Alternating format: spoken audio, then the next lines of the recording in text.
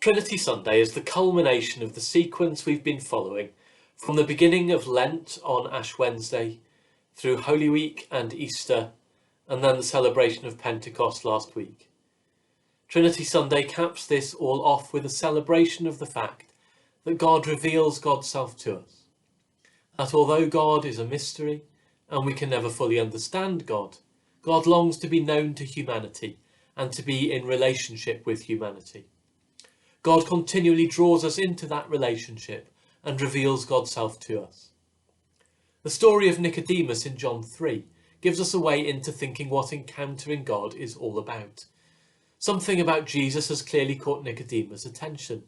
He has seen the signs that Jesus has been doing. Was he perhaps at that wedding in Cana when the water got turned into wine? Nicodemus is intrigued. He comes to Jesus by night, subtly, away from the glare of publicity. Perhaps even at this early stage of the story, there is already a sense of controversy surrounding who Jesus might be. There is something other about Jesus. He is different. No one could do the signs you are doing unless he was from God, says Nicodemus. This very otherness that surrounds you speaks to something of the presence of God. It can't be nailed down. And the image Jesus gives us of the Spirit blowing where it will, and remember Spirit equals breath in the Bible, points us to that dynamic nature of God.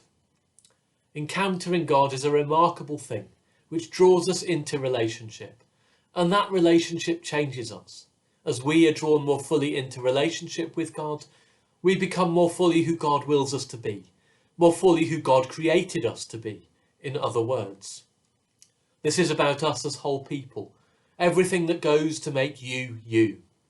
And as you set out on that journey, it's never quite clear where it will end up. The wind blows where it will. Did Nicodemus know where this encounter with the God who made heaven and earth would end up? He spoke with Jesus, God made flesh, who walked beside him. Jesus taught him of the Spirit that blows where it will. He told him life would change. He would be born from above, born again, transformed, caught up into the life of God. Nothing can be the same. On Trinity Sunday, we contemplate the paradox that God is mystery, and properly speaking, unknowable. And at the same time, God has been revealed and longs to be known. God is revealed as source of all that is, revealed in Jesus the Word made flesh, revealed as the Spirit who blows where she will. This revelation of God as three persons yet one God is at the heart of Christian faith and invites us to be drawn into the life of God, the relationship of love that holds these three persons together. And that will transform us beyond anything we can imagine. Sometimes we might hear of this being a kind of conversion experience, and things change fast. More often it's the journey of a lifetime, as we wrestle, worship, pray, and seek understanding. If we look back to Nicodemus, we don't know in this episode in chapter 3 of John quite what he makes of it, but we get a couple more snapshots into his life. In John 7, he stands up for Jesus, saying that the law doesn't allow him to be accused without being heard first.